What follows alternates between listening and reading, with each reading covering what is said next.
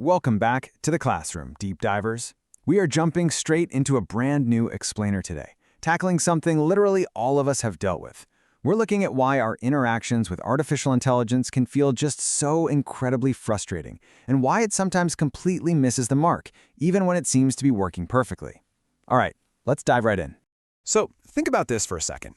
Have you ever asked AI to do something, watched it generate this lightning-fast, beautifully detailed response, and then halfway through reading it, you realize it just perfectly solved the completely wrong problem? Yeah, you are definitely not alone there. It's a massive pain point. The AI basically gave you an A+ answer to a C- question. And, well, that brings us right to the core of today's lesson. The carpenter analogy really hits the nail on the head here. Imagine hiring a carpenter. They don't just walk into your house, grab a hammer, and start wildly smashing nails into a wall, right? Before they do anything, they stop and ask a very simple question. What are you trying to build? But right now, a lot of AI systems do the exact opposite. They just start spitting out answers before they have any clue what actual outcome you want. The highest value AI won't just blindly swing a hammer. It's going to pause to figure out what you actually need to build. Okay, here is our roadmap for today's classroom.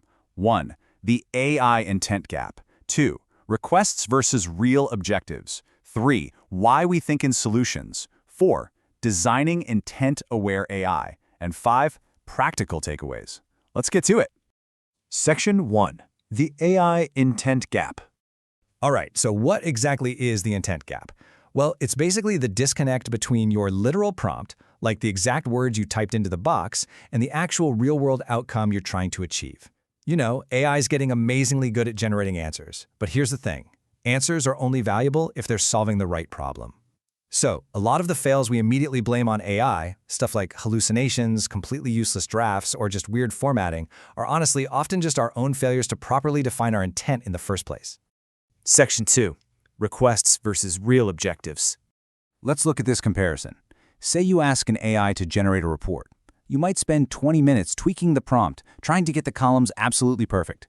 But your real objective? It's completely different. You don't actually care about the report itself. What you truly need is to make an informed decision. The report is just a vehicle to get there. If the AI actually understood you were just trying to decide between option A and option B, it could present the information totally differently and probably save you hours of reading.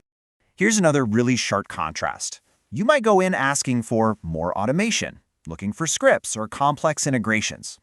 But the true objective isn't really the tech itself, is it? The actual goal is just having less repetitive daily work to do. When we get fixated on the request instead of the core objective, we usually end up building these massively complex systems that actually create more work just to maintain them. And hey, this applies way outside the office too. Imagine someone thinks their goal is to buy smart lights, so they ask a search engine or an AI which bulbs are best. But their actual underlying objective? They just want to reduce daily friction in their house. They want to walk into a dark room holding a laundry basket and not have to fumble around for a light switch. If the system knows the real goal is reducing friction, it might suggest motion sensors instead of voice-activated bulbs, which completely changes the solution. Or let's look at a massive business example. A whole organization might ask for a shiny, new internal chatbot because, they think they need a conversational interface. But the real, underlying objective is fixing their completely broken knowledge management. Their files are an absolute mess, and nobody can find anything. Building a chatbot on top of a mess, that just gives you messy answers faster. The true intent is hiding beneath every single request, and we really have to dig it up. Section 3. Why we think in solutions. So, here's the crucial pivot. Humans naturally think in solutions. We are totally wired to just jump in and prescribe a fix. But experienced consultants, true experts, they think in problems. An expert will spend significantly more time defining the root problem than actually trying to solve it. When we interact with AI today, we kind of act like terrible managers. We micromanage the solution, telling the AI exactly what font to use or what format to spit out, instead of just stepping back and clearly defining the problem we're facing. And honestly, the evidence of this is everywhere in our daily lives. Just look at our endless cycles of prompt tweaking. We ask for something, the AI spits it out, we realize it isn't quite right, so we tweak the prompt over and over again. But there's this massive cloud of uncertainty around how current AI actually infers our goals. Because right now it largely doesn't. It's just guessing based on statistical patterns. It doesn't actually know what you want, unless you explicitly tell it. And that brings us to where this technology is heading next. Section 4. Designing intent-aware AI. Let's walk through what this new workflow actually looks like. Future AI systems won't just blindly jump to execution. They're going to follow these very specific cause and effect steps before generating a single word. Step 1, identify the objective. Step 2, assess constraints and resources. Step 3, define success criteria and the audience. And only then, Step 4, execute.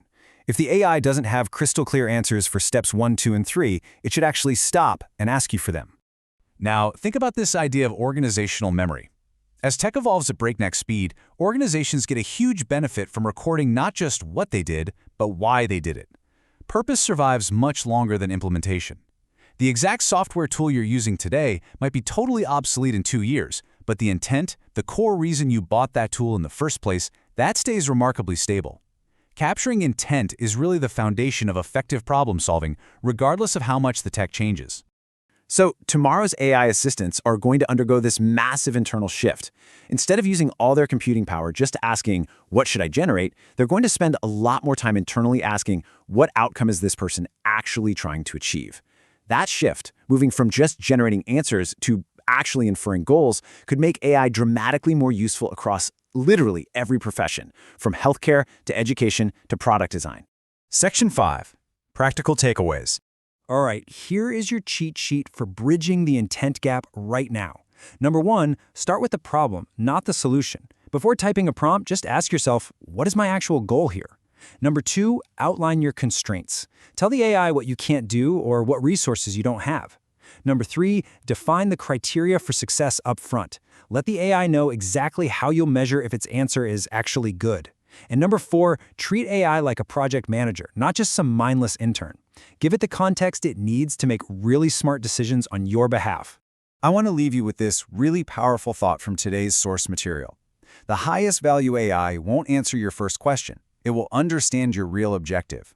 If you can train yourself to communicate your true objectives, you're going to unlock a level of productivity and clarity that most people completely miss out on. So before you type out your next prompt, I want you to ask yourself, are you just asking for a faster hammer, or do you actually know what you're trying to build? If you found this explainer valuable, make sure to subscribe and join us in the Deep Dive Classroom. We've got so many more topics to cover. Apply these techniques today, bridge that intent gap, and keep diving deep. See you next time.